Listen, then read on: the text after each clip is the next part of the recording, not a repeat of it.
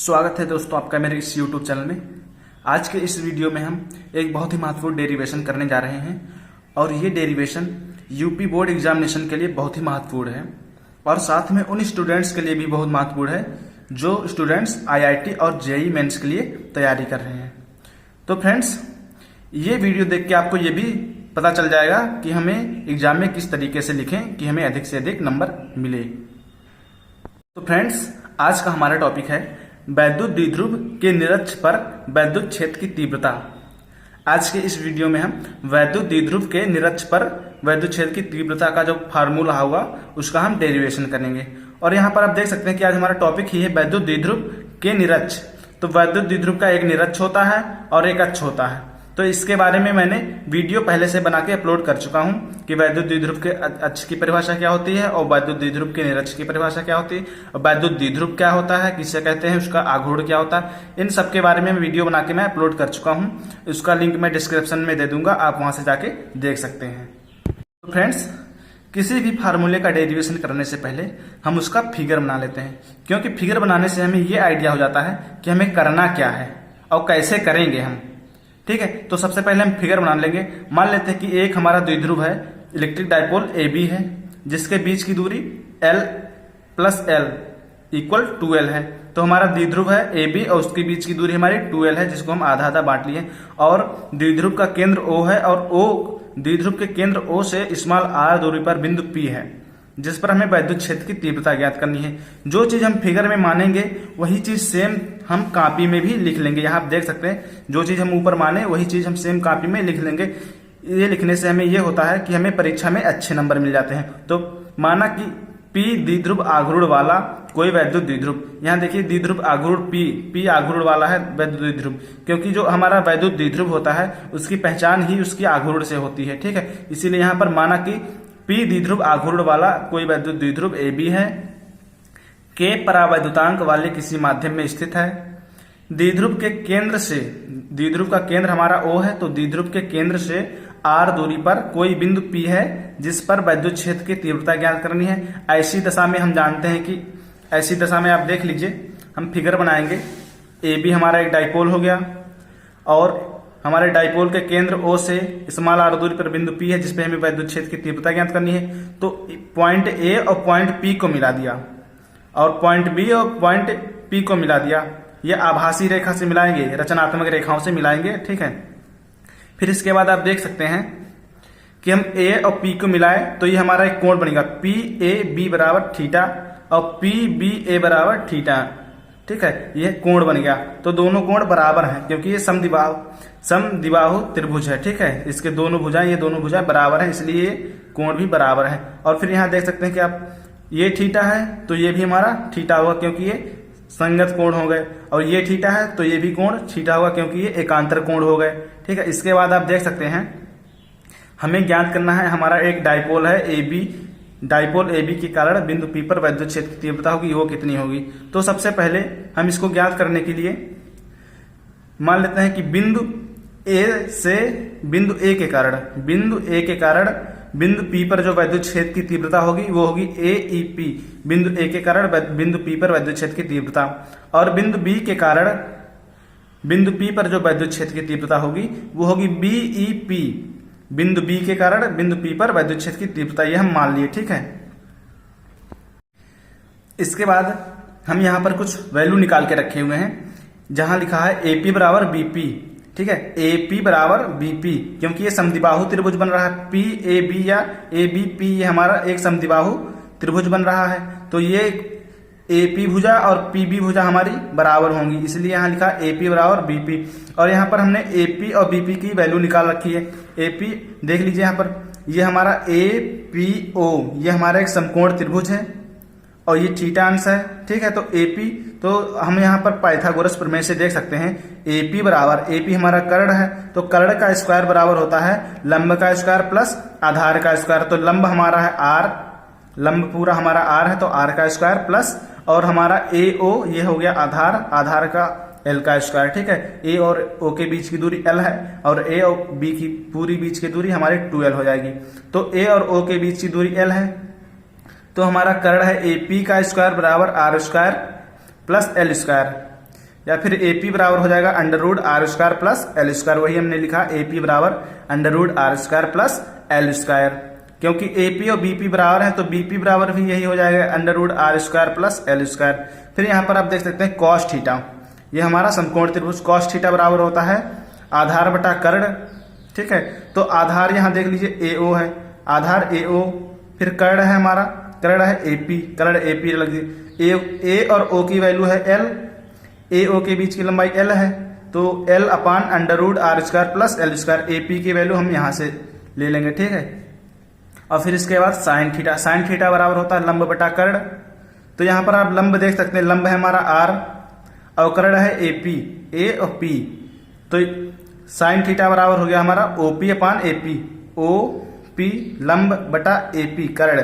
तो जो हमारा OP है वो है R और AP हमारा, AP यहाँ से देख लीजिए under root R square plus L square, तो साइन थीटा हमारा हो गया R upon under root R square plus L square. ये कुछ वैल्यूज निकाल के रखे हुए हैं, इनका यूज हम आगे डेरिवेशन में करेंगे। ठीक है, इसके बाद जो हमारा डाइपोल है AB, पॉइंट A पर हमारा माइनस चार्ज है और पॉइंट B पर प्लस चार्ज है, तो माइनस Q चार्ज, जो माइनस Q चार्ज है पॉइंट A पर, तो पॉइंट A के कारण पॉइंट P पर जो विद्युत क्षेत्र की तीव्रता है वो है AEP, पॉइंट A के कारण पॉइंट P पर लगने वाली विद्युत क्षेत्र की तीव्रता, और ये माइनस Q चार्ज है, पॉइंट A पर हमारा माइनस Q चार्ज है। तो नेगेटिव ऋणावेश के कारण किसी पॉइंट पर जो विद्युत क्षेत्र की तीव्रता लगती है वो आवेश की ओर ही लगता है। ठीक है, मान लेते हैं ये माइनस Q आवेश है और ये P हमारा पॉइंट है, तो इस पॉइंट पर जो माइनस Q आवेश के कारण विद्युत क्षेत्र की तीव्रता होगी उसकी दिशा आवेश की ओर ही होगी। ठीक है, ये होता है, तो इसीलिए इसकी दिशा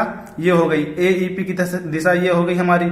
फिर पॉइंट B पर देख लीजिए, पॉइंट B पर हमारा प्लस चार्ज है, तो धनावेश के कारण जो विद्युत क्षेत्र की तीव्रता किसी पॉइंट पर लगती है वो उसी दिशा में के अनुदिश हो जाती है, जिस रेखा द्वारा हम बिंदु आवेश और उस पॉइंट को मिलाते हैं उसी रेखा के अनुदिश हमारी वो विद्युत क्षेत्र की तीव्रता हो जाती है। ठीक है, तो इसलिए पॉइंट B जो है हमारा प्लस Q चार्ज है पॉइंट B पर, और प्लस Q चार्ज के कारण पॉइंट P पर जो विद्युत क्षेत्र की तीव्रता लग रही है उसकी दिशा ये हो जाएगी और हो जाएगा BEP। ठीक है, तो यहाँ पर देख सकते हैं, यहाँ आप देख सकते हैं कि जो हमारा पॉइंट A के कारण पॉइंट P पर जो विद्युत क्षेत्र की तीव्रता लग रही है उसकी दिशा ये है, और पॉइंट B के कारण विद्युत क्षेत्र की दिशा है ये, तो दोनों की दिशाएं अलग अलग हैं, इसलिए इसका हमें परिणामी निकालना पड़ेगा। तो परिणामी निकालने के लिए हम इनके घटकों में वियोजित कर लेंगे। सबसे पहले इनके घटक में वियोजित करेंगे, तो देख लीजिए यहाँ पर ये थीटा था हमारा, तो ये भी थीटा हो गया।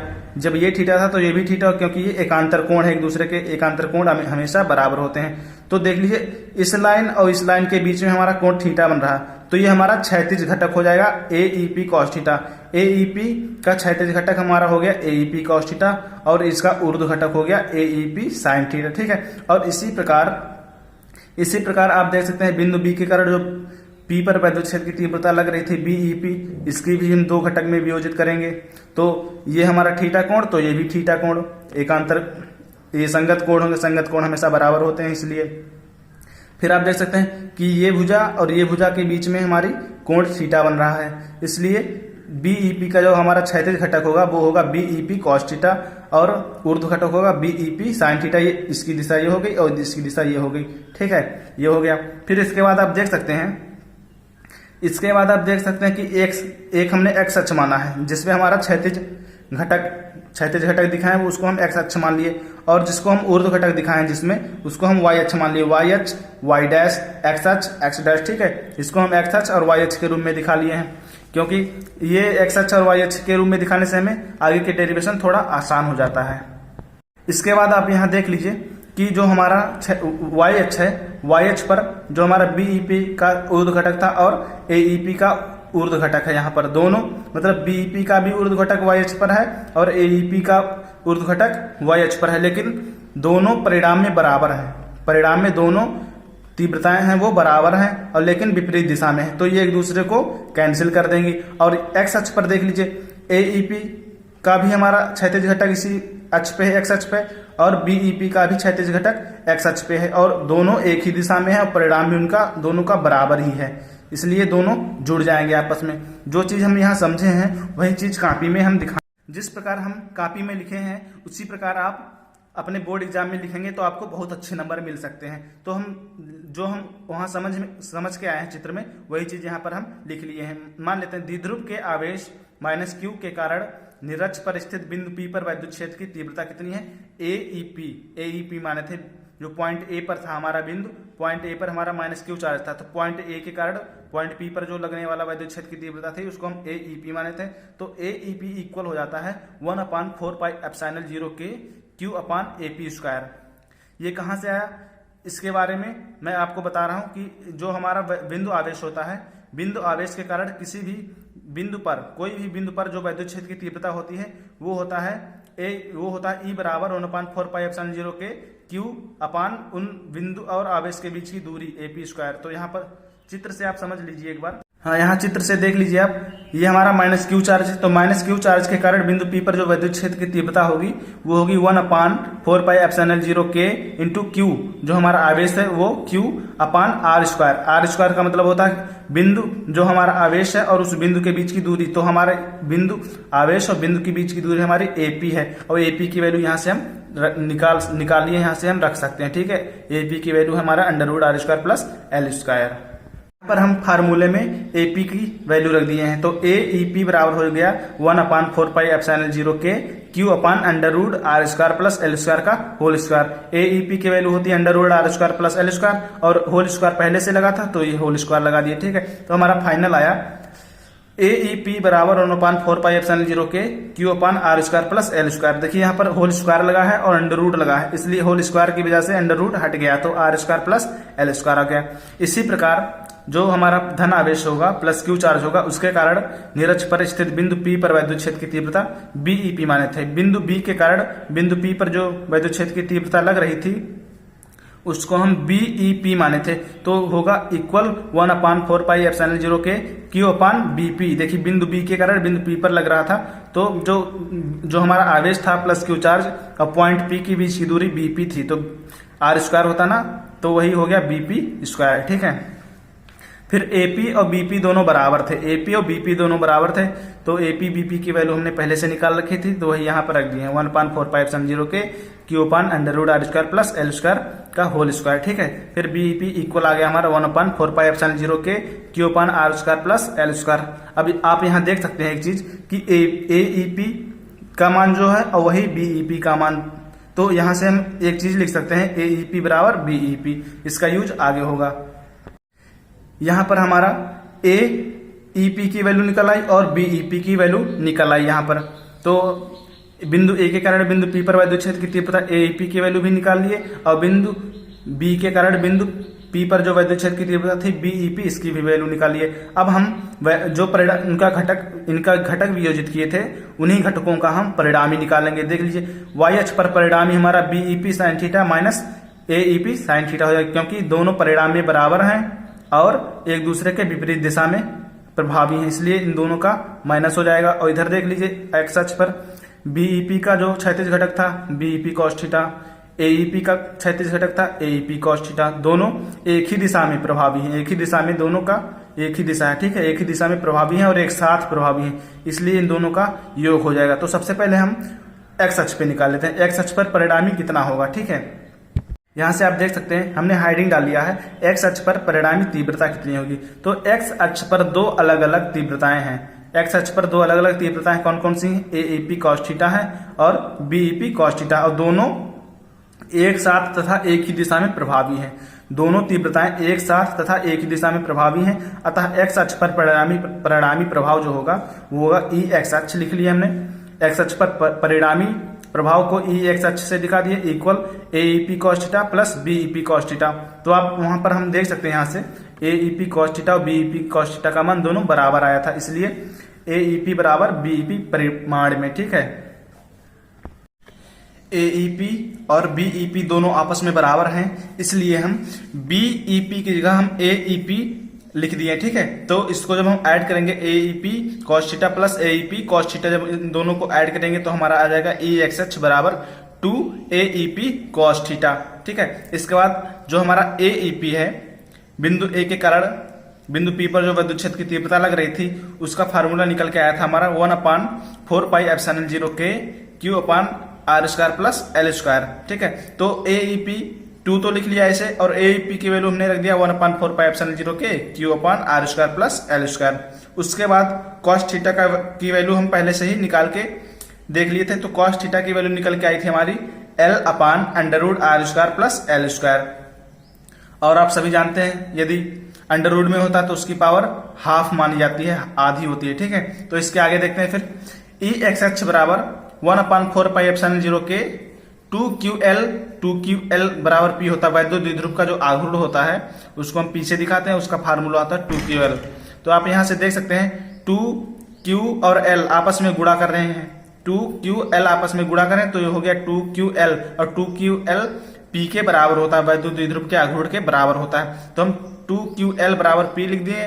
फिर यहाँ पर आप देख सकते हैं 1/4 पाई एप्सिलॉन 0 के ऐसे ही लिख लिया, R square plus L square इसकी पावर 1 है, और under root R square plus L square की होल पावर 1/2 है। तो 1 और 1/2 जोड़ेंगे तो इन दोनों का गुणा हो रहा है, इसलिए इनकी घातें जुड़ रही हैं, और इसकी पावर 1 है और यहाँ पावर 1/2 है। तो 1 और 1/2 जोड़े तो हमारा पावर आ गया 3/2। ठीक है, तो वही हमारा हो गया 1/4 पाई एप्सिलॉन 0 के 2QL बराबर P लिख दिए, और R square plus L square की होल पावर 3/2। तो इसके बाद हमारा फार्मूला निकल के आया मेन ई एक्स एच। जो ई एक्स एच पर जो परिणामी तीव्रता होगी वो होगी 1/4 पाई एप्सिलॉन 0 के 2QL की जगह P लिख दिए, तो यहाँ आ गया P R square plus L square की होल पावर 3/2 न्यूटन प्रति कूलम। ठीक है, ये तो हमारा एक्स अक्ष पर जो परिणामी तीव्रता थी उसकी जो परिणामी तीव्रता थी उसका फार्मूला निकल आया। और इसके बाद वाई अक्ष पर जो परिणामी तीव्रता होगी उसका हम फार्मूला निकाल लेते हैं। तो वाई अक्ष पर जो परिणामी तीव्रता है, वाई अक्ष पर दो अलग अलग तीव्रताएं, देखिए वाई अक्ष पर दो अलग अलग तीव्रताएं AEP साइन थीटा तथा BEP साइन थीटा एक साथ परंतु विपरीत दिशा में प्रभावी हैं, अतः वाई अक्ष पर परिणामी तीव्रता। आप चित्र से देख लीजिए, जो हमारा वाई अक्ष है ये वाई अक्ष है, वाई और वाई डैश ये हमारा वाई अक्ष हो गया।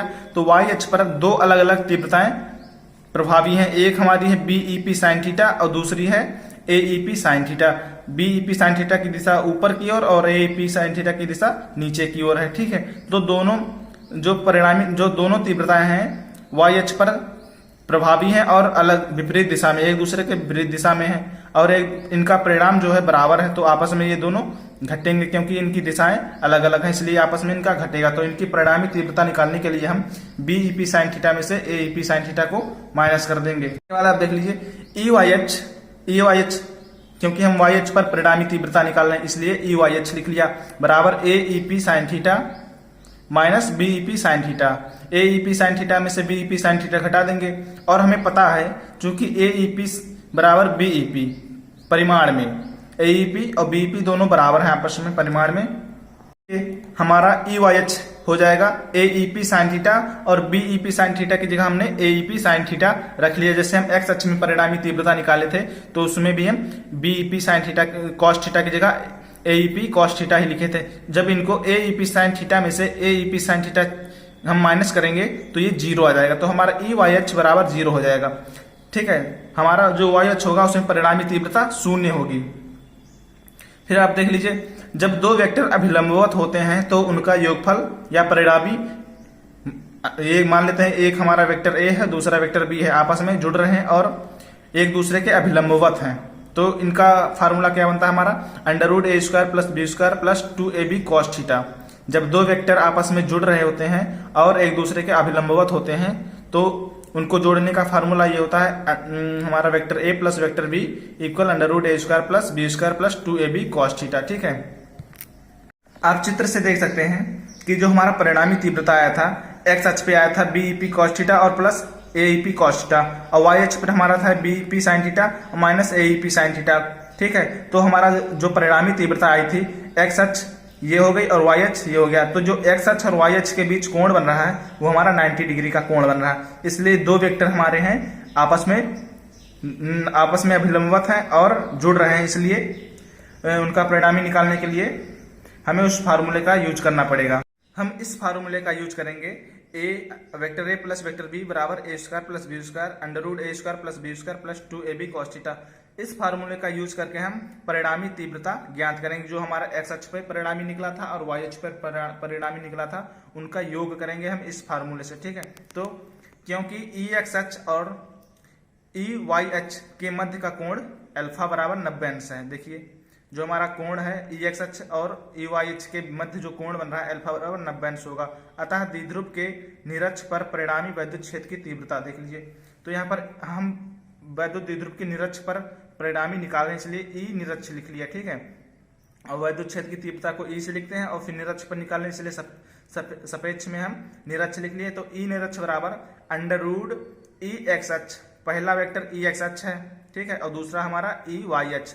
तो ई एक्स अक्ष का स्क्वायर प्लस ई वाई अक्ष का स्क्वायर प्लस 2 ई एक्स अक्ष ई वाई अक्ष कॉस अल्फा बराबर 90 अंश और कॉस 90 अंश का मान हमारा 0 होता है। ठीक है, तो यहाँ आप देख लीजिए ई एक्स अक्ष का स्क्वायर प्लस ई वाई अक्ष का स्क्वायर प्लस, और ये जब कॉस 90 का मान 0 रखेंगे तो ये पूरा 0 हो जाएगा। ठीक है, तो ये प्लस 0 हो गया पूरा हमारा। इसके बाद आप देख लीजिए ई निरक्ष बराबर होगा अंडर रूट ई एक्स अक्ष का स्क्वायर प्लस ई वाई अक्ष का स्क्वायर। तो ई वाई अक्ष का जो मान हमारा निकला था 0, ई वाई अक्ष की जो परिणामी तीव्रता वाई अक्ष पर परिणामी तीव्रता निकली थी ई वाई अक्ष बराबर हमारा 0 निकला था। तो ई वाई अक्ष की वैल्यू हम रख देंगे यहाँ पर ई वाई अक्ष बराबर 0। ठीक है, इसके बाद हमारा आया ई निरक्ष बराबर अंडर रूट ई एक्स अक्ष का स्क्वायर। यहाँ स्क्वायर है और अंडर रूट भी लगा है तो स्क्वायर चला जाएगा और अंडर रूट भी हट जाएगा। तो ई निरक्ष बराबर आ गया हमारा ई एक्स अक्ष। और ई एक्स अक्ष की वैल्यू हम लोग की निकल गई थी।